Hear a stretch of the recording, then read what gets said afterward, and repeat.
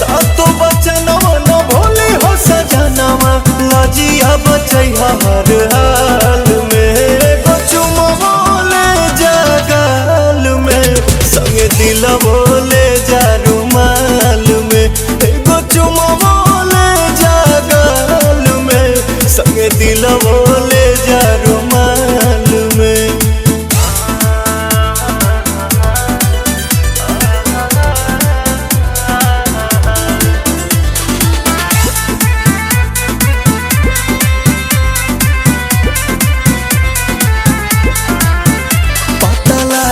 जे कदम बवाले बलम जल्दी बड़ बनी हाले के पाले बलम